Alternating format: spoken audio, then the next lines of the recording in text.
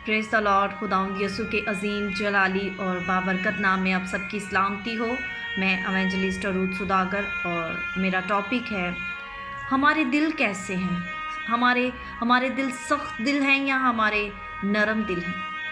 आज हमें कोई लिंक भेजता है या पूरी वर्ल्ड पर सब लोग फेसबुक यूज़ करते हैं, यूट्यूब, तो हम यूट्यूब पर खुदा का कलाम सुनते हैं, फेसबुक पर देखते हैं और भी बहुत सारी जगह पर, इंस्टाग्राम पर, बहुत सारी जगहों पर हम खुदा उनके कलाम को सुनते हैं, लोगों को प्रीच करता देखते हैं, कलाम को पढ़ते भी हैं, मीटिंग्स में भी जाते हैं, अपनी हीलिंग को लेते हैं, मोजा को लेते हैं, ब्रेक थ्रू होता है।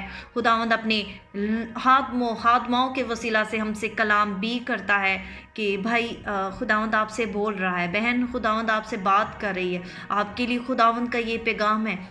क्या हम उसको वक्ती लेते हैं और उसके बाद हम भूल जाते हैं और अपने दिलों को गुनाह के फरेब में आकर अपने दिलों को इतना सख्त कर लेते हैं कि अब तो हर जगह पर खुदावंद का कलाम सुनाया जा रहा है, इन्हें तो और कोई काम ही नहीं। जी हाँ, हमें इसके अलावा और कोई काम नहीं, क्योंकि खुदावंद ने हमें इसीलिए बनाया कि हम उसकी हम्द करें, उसकी सिताइश करें और उस अरशाद आज़म को पूरा करें जो उसने हमें दिया, जो काम उसने हमारे ज़िम्मे लगाया है हम उसको करें।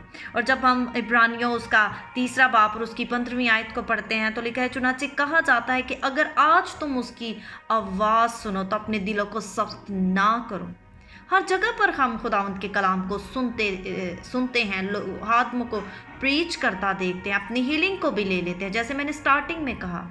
लेकिन उसके बाद जो है कुछ तो ये सब कुछ रिसीव भी नहीं कर पाते और कुछ रिसीव भी कर लेते हैं, खुदावंद के जलाल को भी देख लेते हैं। जैसे इसराइलियों ने, खुदा ने उनके लिए बड़े बड़े काम किए, लेकिन उन्होंने भी खुदावंद की आवाज़ को उन लोगों ने सुनकर जो है वो इतने बड़े काम देखे और खुदावंद 40 साल उनसे नाराज़ रहा और उन्होंने खुदावंद को नाराज़ किया और खुदावंद को गुस्सा दिलाया और बहुत सारी जगहों पर उन्होंने अपने दिल को सख्त कर लिया।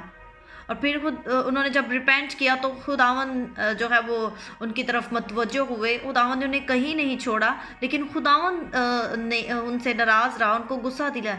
आज भी बहुत से ऐसे लोग हैं जो वो अपनी ज़िंदगी में बड़े बड़े कामों को देखते हैं, खुदावंद की आवाज़ को भी सुन लेते हैं, उसके जलाल को भी देखते हैं, अपने मोज़े को भी ले लेते हैं, वेल इस्टेब्लिश हो जाते हैं अपनी ज़िंदगी में, अपनी मंजिल पर पहुंच जाते हैं, सब कुछ हासिल कर तो बाद में कहते हैं कौन सा खुदा और कैसा खुदा, और अपने दिलों को सख्त कर लेते हैं। उसकी आवाज़ को सुनकर भी हम अपने दिलों को सख्त कर लेते हैं।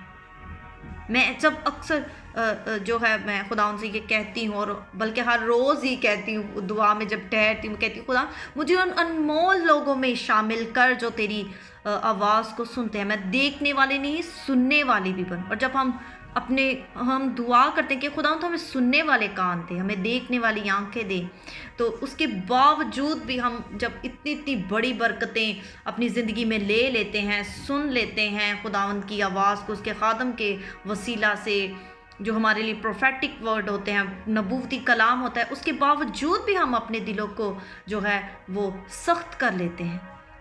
इधर से सुनते हैं और इधर से निकाल देते हैं और ज़रूरी नहीं समझते उस पर ईमान रखना और एक्ट करना।